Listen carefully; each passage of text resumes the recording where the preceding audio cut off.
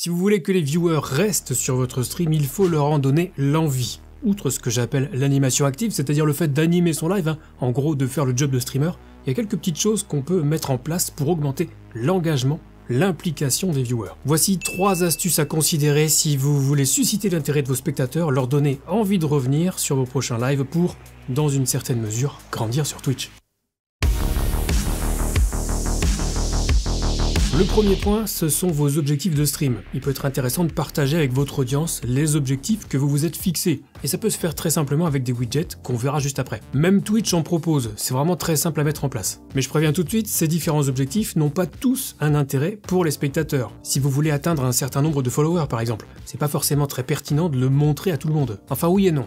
Je vais expliquer pourquoi. Il faut toujours essayer de se mettre dans la peau des viewers. Pour reprendre l'exemple de l'objectif du nombre de followers, ce n'est peut-être pas très attractif au premier abord, parce que quand un nouveau viewer arrive sur votre chaîne, qu'il voit une simple barre avec des chiffres, et comme il vous connaît pas encore, il va pas follow votre chaîne uniquement pour faire bouger une barre. Il va d'abord passer un petit peu de temps sur la chaîne pour voir ce que vous proposez et si ça lui convient. Mais d'un autre côté, si on donne une finalité à cet objectif, là tout de suite, ça prend une autre dimension. Si vous voyez ça sur un stream, une barre simple sans rien, ça donne quand même moins envie de participer qu'une barre qui indique clairement ce que vous comptez faire si l'objectif est rempli. Au moins on sait à quoi s'attendre, et même si ça n'incitera pas 100% des viewers à participer, si ça permet d'en impliquer 2, 3 ou 5, c'est toujours ça de prix, et ce sont des viewers qui seront davantage susceptibles de revenir vous voir, soit parce qu'ils ont aimé votre stream, soit tout simplement pour voir l'avancée de l'objectif, soit les deux.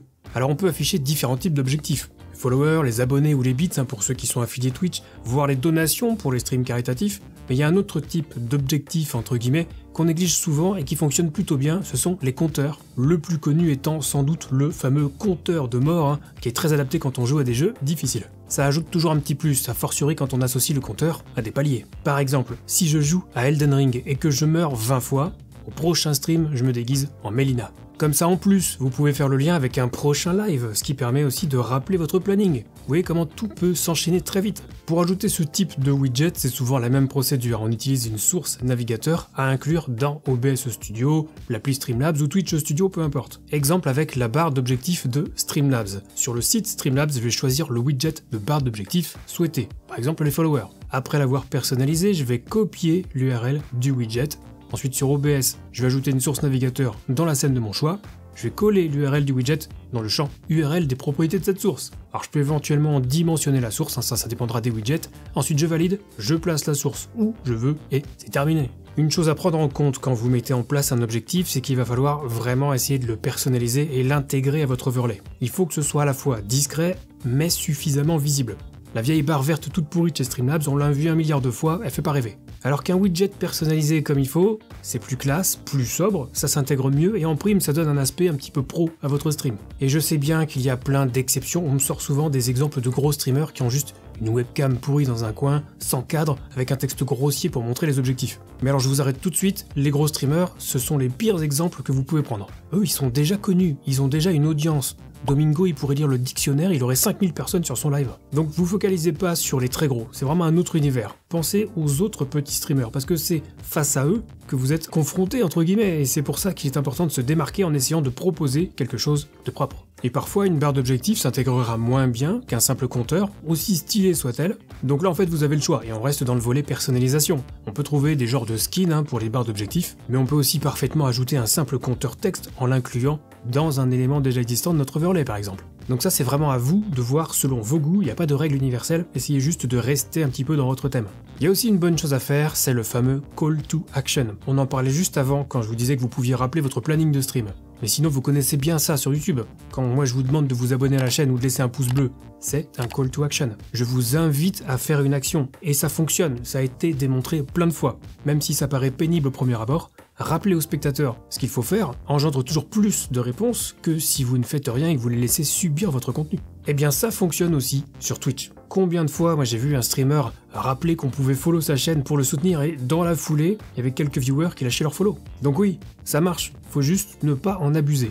Mais de temps en temps, un petit rappel au sujet de votre objectif, avec ce qui se passera s'il est atteint, c'est quelque chose que vous pouvez envisager. Pareil quand quelqu'un participe et fait justement monter votre barre d'objectif, ou si vous mourrez et qu'il ne manque plus qu'une mort pour débloquer le cosplay au prochain live. Ce sont des moments durant lesquels vous pouvez faire des call to action.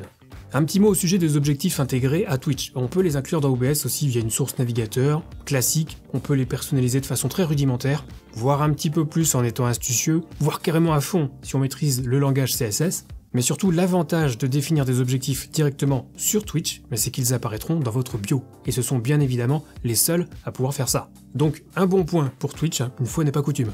Deuxième astuce pour renforcer l'engagement des viewers, ce sont tout simplement les labels de stream. En gros, on va afficher le pseudo du dernier follower, du dernier sub, du dernier cheer, etc. C'est pas une astuce nouvelle, j'ai même refait une vidéo récemment pour vous montrer comment afficher le dernier follower sur son stream, entre autres, mais je vois encore des streamers qui négligent trop cette option, et c'est assez dommage. Mais alors pourquoi afficher le nom du dernier follower ou du dernier donateur sur son stream? Déjà pour les remercier, c'est pas grand chose, mais ça permet de témoigner un petit peu de reconnaissance à ceux qui vous soutiennent. Parce que oui, même un simple follow, c'est une forme de soutien. Quand on suit une chaîne, c'est qu'on apprécie le streamer, donc afficher le pseudo de vos soutiens, c'est un juste retour des choses. Autre point, c'est pas la raison principale évidemment, mais sachez que ça arrive. Parfois, certains viewers sont davantage enclins à faire une action si leur pseudo est affiché sur votre stream. Moi-même, ça m'est déjà arrivé, j'étais sur le stream d'un collègue et pour rigoler, on a fait une bataille de bits avec un autre viewer pour savoir qui aurait le dernier mot et qui aurait son pseudo affiché sur l'overlay. Alors encore une fois, l'objectif c'est pas de déclencher ça, mais sachez que ça peut arriver. Tandis que si le pseudo ne sont pas affichés du tout en stream, pour le coup, c'est sûr et certain que ça arrivera moins, c'est logique. Alors l'idée ici c'est de pas surcharger non plus votre overlay. 1 ou 2 pseudos, c'est pas mal. 4, ça commence à faire beaucoup. Moi-même j'aime bien le minimalisme, donc c'est sûr qu'à choisir entre un overlay avec 4 cadres et 4 pseudos, et un overlay avec un seul cadre et les pseudos qui tournent en boucle, je préfère la deuxième option. C'est plus discret, c'est plus classe, ça reste subjectif et tous les goûts sont dans la nature. Et pour ça, je trouve que Owned est vraiment pas mal parce que quand vous chopez un pack d'overlay chez eux, vous avez la possibilité de choisir parmi plusieurs éléments pour façonner votre overlay comme vous le souhaitez. Exemple avec mon overlay, Zero Absolute Gaming, dispo dans la boutique Owned, il est dispo avec tous les cadres, mais si je personnalise un petit peu le tout, que je mets ma cam en portrait, que je fais une rotation du cadre et que j'ajoute un autre cadre pour les labels, et il me reste à ajouter un widget pour afficher les labels à tour de rôle et j'obtiens un résultat sympa qui me permet de me démarquer d'un autre streamer qui aurait acheté le même pack que moi. Et oui, tout est modulable chez Owned, donc autant en profiter pour bosser un petit peu votre identité. Et si ça vous intéresse, vous trouverez mon lien affilié dans la description. Donc les labels de stream sont une option à considérer là aussi pour stimuler les viewers. Et je vous renvoie vers la vidéo montrant comment les intégrer dans OBS via Streamlabels. C'est assez simple et ça offre pas mal d'options de personnalisation. Troisième astuce pour grandir sur Twitch en impliquant les viewers. Les points de chaîne Twitch. Il faut pour ça avoir débloqué les critères requis et être au moins affilié Twitch. Mais les points de chaîne sont vraiment un outil communautaire incroyable quand ils sont utilisés à bon escient. On peut définir des récompenses, on peut personnaliser leur apparence, définir un montant en points de chaîne évidemment pour débloquer la dite récompense. On peut même automatiser certaines récompenses pour qu'elles interagissent directement avec le stream.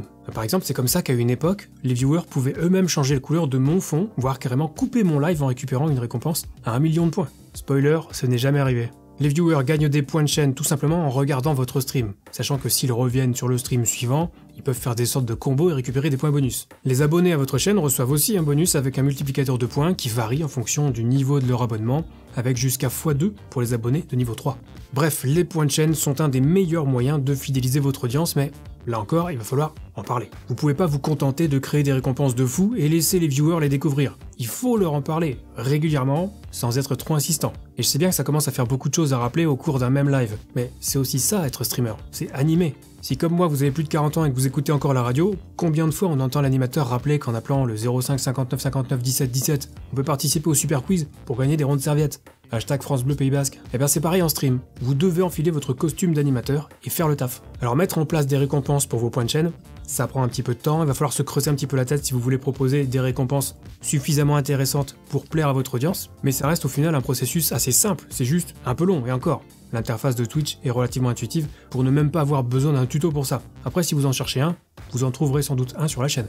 Non, selon moi, ce qui prendra le plus de temps, c'est juste de trouver des récompenses sympas. Mais comme je suis quelqu'un d'extrêmement prévoyant, j'ai une vidéo spécialement dédiée à toutes celles et ceux qui recherchent des idées. Vous ne pouvez pas la rater puisqu'elle s'intitule littéralement 35 idées de récompenses en points de chaîne Twitch. Ce qui me permet de sortir mon désormais célèbre, j'ai fait une vidéo là-dessus. Un petit mot aussi à nouveau également sur les récompenses interactives. C'est quelque chose qui n'existe pas moi quand j'ai démarré sur Twitch, mais on peut ajouter encore plus d'interaction, voire d'interactivité. Ça signifie qu'un viewer qui récupère une récompense peut influer sur le cours du live par exemple, en empêchant votre personnage de sauter dans un jeu, en déclenchant un effet sonore ou en coupant votre live. Spoiler, ce n'est jamais arrivé. Alors je vais pas vous refaire le tuto dans cette vidéo parce que là aussi j'ai déjà traité le sujet, donc si ça vous intéresse, je peux vous orienter vers Sami, anciennement LioranBoard, StreamerBot ou une interface plus simple comme Triggerfire. Les options sont nombreuses et ça prendra un petit peu de temps, mais voilà, on n'a rien sans rien.